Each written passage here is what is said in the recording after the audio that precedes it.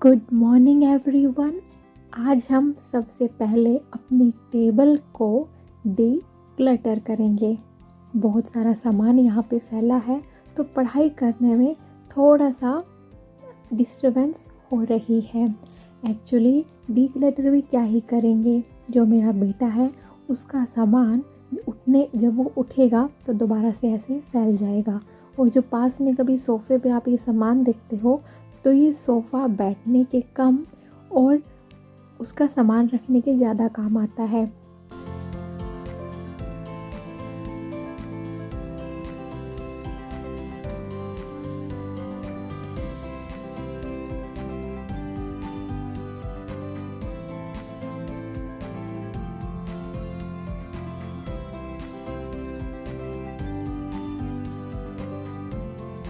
तो बहुत सारे एस्पेरेंट ये सोच रहे होंगे कि 150 डेज स्ट्रैटेजी बना तो ली, लेकिन ये इम्प्लीमेंट कैसे करेगी।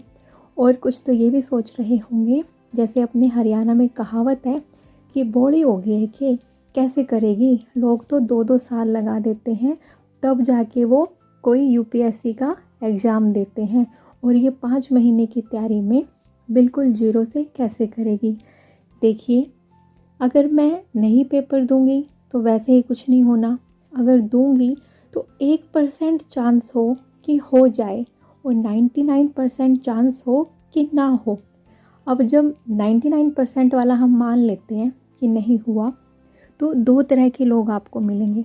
एक वो बोलेंगे हमें तो पहले ही पता था, नहीं होना जाना कुछ भी, 5 महीने में थोड़ी ना होता है, तो कोई बात नहीं। वो लोग होंगे जिन्होंने अपनी लाइफ में कुछ नहीं किया, ना कभी करने की सोची। ऐसे लोगों से फ़र्क भी नहीं पड़ना चाहिए। दूसरी तरह के लोग आपको वो मिलेंगे जिन्होंने कभी ना कभी यूपीएससी की तैयारी की होगी, या फिर किसी एग्ज़ाम की तैयारी की होगी, या अपनी लाइफ में कुछ अचीव किया होगा। वो इन जनरल भी ये समझते हैं कि ये वाला पेपर इतना इजी नहीं होता है, और इसने एक स्टेप आगे बढ़ाया है, इसने कोशिश करी है, यही बहुत बड़ी बात है। तो अभी आपको अपने माइंड में लेके चलना है कि आप किस तरीके से सोचते हैं।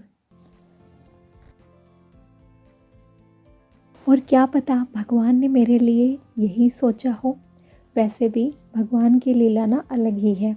दिसंबर एंड में मैंने डिसाइड किया कि 1 जनवरी से मैं यूपीएससी की तैयारी शुरू करूँगी, लेकिन मैंने तब ये नहीं सोचा था कि इसी साल वाला यूपीएससी दूंगी। ये सोचा था 1 साल तैयारी करूँगी, फिर जो यूपीएससी का एक अटैम्प्ट बचेगा वो दे के देखूँगी, उसके बाद एचसीएस की तरफ मूव कर जाऊँगी, क्योंकि उम्र 32 की हो जाएगी तो यूपीएससी के लिए तो बाद में एलिजिबल रहूँगी नहीं। लेकिन अभी ये मैंने सोचा है कि मैं ऐसा ही करूँगी कि 5 महीने की तैयारी करके ये वाला यूपीएससी भी दूँगी। लेकिन भगवान की लीला भी अलग ही है। जब ये डिसाइड हुआ था कि 1 जनवरी को मैं तैयारी शुरू करूँगी, तो मेरी जो मदर इन लॉ है वो 30 दिसंबर को बीमार हो गई, और हमें एकदम से 1 जनवरी को ही, जिस दिन तैयारी स्टार्ट करनी थी, यहाँ पे आना हुआ। उस टाइम पे 1 जनवरी यानी 31 दिसंबर को डिसाइड हुआ कि सुबह सुबह निकलना है 5:30 पे। तो मेरे दिमाग में कुछ भी नहीं था जब पैकिंग कर रही थी। ये था कि कोई एक बुक डाल लेती हूँ, जितना भी टाइम मिलेगा तो ये वाली बुक 1-2 बार रिवाइज़ कर लूँगी। लेकिन तब तक ये नहीं था कि जो बुक मैं लेके जा रही हूँ उसके बाद, वहाँ जाने के बाद मुझे डिसाइड ये हो जाएगा मेरा कि मैं तो इसी साल अटैम्प्ट दूँगी। और मैं साइंस की बुक ले आई गलती से, और मैंने वो 2 बार पढ़ डाली। बाद में पता चला कि साइंस की 6th क्लास की एनसीईआरटी इतना ज़रूरी नहीं है प्रीलिम्स के लिए। इनफैक्ट साइंस एंड टेक्नोलॉजी तो लास्ट सब्जेक्ट में आता है। पहले तो पॉलिटी, हिस्ट्री, ज्योग्राफी ये सब करना होता है। क्योंकि पहले तो मैं 1 साल का टारगेट लेके चल रही थी, अभी मुझे लगा कि ये तो मुझे 5 महीने में ही निपटाना है सब कुछ। टफ़ हैं चीज़ें बहुत सारी, हैंडल कर लूँगी। स्टार्ट तो कर रही हूँ, खुद को जीरो में समझ रही हूँ। हुई अभी जीरो तो स्टार्ट करूँगी 5 महीने के बाद, क्या पता 20 पे पहुँच जाऊँ। और ये वाली तैयारी अभी काम नहीं आए, नेक्स्ट ईयर काम आ जाए। मैं कब बोल रही हूँ कि मेरा 100% क्लियर हो जाएगा, लेकिन ट्राई तो कर सकते हैं। आप लोग भी कर सकते हैं। एक्सेप्ट कर लो कि टफ़ है, एक्सेप्ट कर लो 5 महीने कम है, तो अपना टाइम बढ़ा दो जैसे मैंने बढ़ाया है। आज मैं 12 घंटे पढ़ने वाली हूँ। जी हाँ, बिल्कुल। अच्छा, मैं आपके साथ ना 5 स्टेप स्ट्रैटेजी शेयर करने वाली हूँ जो हर सब्जेक्ट पे काम आएगी। यूपीएससी ही नहीं, आप दुनिया का कोई भी एग्ज़ाम देंगे, ये वाली स्ट्रैटेजी फॉलो करिएगा। हर पेपर में हर सब्जेक्ट के लिए एक ही स्ट्रैटेजी। सबसे पहले कोई भी आप सब्जेक्ट उठाते हैं किसी भी पेपर का, सबसे पहले उस सब्जेक्ट का सिलेबस देखिए, पढ़िए, सिलेबस को याद कर लीजिए। जी हाँ, सिलेबस आपके माइंड में होना चाहिए ताकि कुछ भी आप एक्स्ट्रा इन्फॉर्मेशन ना पढ़ लें जिसका कोई यूज़ ना हो। क्या करना है इससे ज़रूरी होता है, क्या नहीं करना है, ताकि हम उसमें टाइम वेस्ट ना करें। वो कहाँ से समझ में आएगा? सिलेबस से और प्रीवियस ईयर क्वेश्चन से। सिलेबस करने के बाद सबसे पहले आपको उस सब्जेक्ट की चाहे जीरो नॉलेज है, जो भी उस सब्जेक्ट से प्रीवियस ईयर क्वेश्चन आए हैं वो आपको ज़रूर देखने हैं। उनको सॉल्व करने की ट्राई मत करना, सिर्फ वो क्वेश्चन देखना कि कैसे कैसे क्वेश्चन हैं, क्या क्या पूछा जा रहा है, किस लेवल के हैं, कौन से टॉपिक पे हैं। तो जब आप वो सब्जेक्ट रीड करने बैठोगे ना, तो आपके माइंड में ये रहेगा कि अच्छा मैं ये पढ़ रहा हूँ, ये तो क्वेश्चन इस टाइप का कुछ पूछा गया था पहले, तो ये इम्पोर्टेंट चीज़ हो सकती है, इसको मैं ध्यान से पढ़ूँगा। जैसे मैं एग्जांपल ले लेती हूँ कि जैसे हम पॉलिटी शुरू कर रहे हैं, तो पॉलिटी का सिलेबस देख लिया, उसके बाद उसके प्रीवियस ईयर पेपर देख लिए, उसके बाद उसको रीड करना स्टार्ट किया, उसके बाद उसको सेकंड टाइम रीड किया। अब जिसने फर्स्ट और सेकंड टाइम में अच्छे से रीड किया है वो उसके नोट्स बना ले, जिसने सेकंड टाइम तक अच्छे से रीड नहीं किया है थर्ड टाइम फिर वो रीड कर ले, और ऐसे नोट्स बनाए वो कि उसकी एक पूरी बुक, जो पॉलिटी है ना, पॉलिटी जिसका लक्ष्मीकांत बोलते हैं, सब कुछ है लक्ष्मीकांत की बुक, उसको ग्रंथ समझिए, बुक समझिए, कुछ भी समझिए, वो पूरी लक्ष्मीकांत की बुक आपके नोट्स के कम से कम 20 पेज या 30 पेज में आ जानी चाहिए। 30 से ज़्यादा नहीं, कम से कम 20, ज़्यादा से ज़्यादा 20-30 पेज में आपकी पूरी बुक कवर हो जानी चाहिए। कोई सब्जेक्ट छोटा है वो 5-6 पेज में भी कवर हो जाए। जब बाद में इससे भी शॉर्ट नोट बनाओगे तो 5-6 पेज में भी हो जाएगा, लेकिन उसके लिए आपको जो ये 20-30 पेज आपने बनाए हैं ना, इनकी रीडिंग करनी पड़ेगी कम से कम 3-4 बारी, तब वो नोट्स जाके 5-6 पेज के बनेंगे।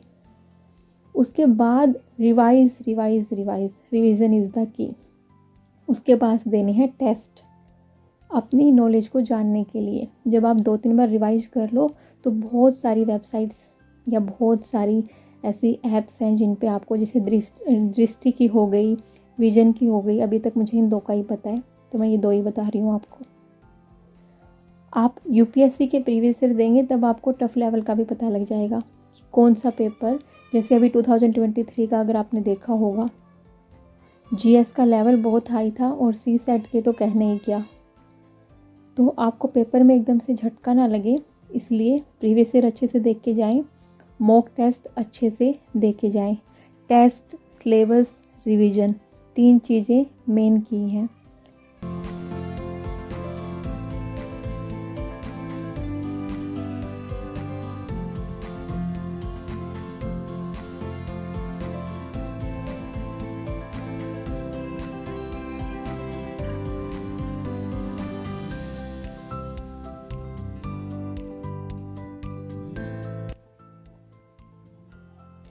और फाइनली मेरे अभी 12 आवर्स में से 6 आवर कंप्लीट हो चुके हैं।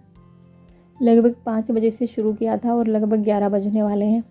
लेकिन ये मत सोचना कि इन टाइम के दौरान मैंने सिर्फ पढ़ाई ही की है।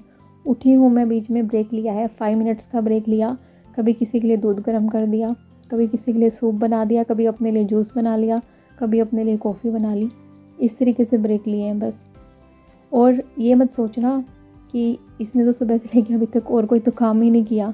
मेरी जॉब है तब मैं 6 घंटे का काम भी करती हूँ, दिन में खाना भी बनाती हूँ। अगर कोई हाउसवाइफ है तो मुझे भी हाउसवाइफ की तरह मान के ही चलना, इसलिए मैं आप लोगों के लिए वीडियो ला रही हूँ।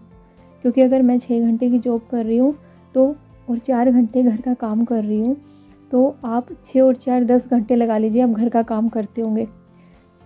10 घंटे घर का काम करते हो, 6 घंटे की नींद लेते हो, 6 घंटे तो फिर भी आपके पास, सॉरी मिस्टेक हो गई, 8 घंटे तो फिर भी आपके पास। तो वो 8 घंटे पढ़ाई कर लीजिए। और अगर आप घर के काम को 10 घंटे से भी ज़्यादा दे रहे हैं तो भैया फिर आप महान हैं। फिर मैं आपको कुछ भी चीज़ें नहीं समझा सकती हूँ, क्योंकि घर के काम 10 घंटे में आपके ख़त्म नहीं हुए तो फिर वो होने भी नहीं वाले। कुछ काम कम कर दो अगर 10 घंटे से भी ज़्यादा घर का काम करते हो तो, और नहीं तो बहाने बनाने छोड़ दो। टीवी पे टाइम वेस्ट कर रहे होगे, फ़ोन पे टाइम वेस्ट कर रहे होगे, इधर उधर फ़ोन करने में टाइम वेस्ट कर रहे होगे। नहीं तो 8 घंटे हर किसी के पास होते हैं, चाहे कोई जॉब करता हो, चाहे कोई घर के काम करता हो, हाउस वाइफ हो, वर्किंग हो, कोई भी हो। 8 आवर्स हर कोई पढ़ सकता है।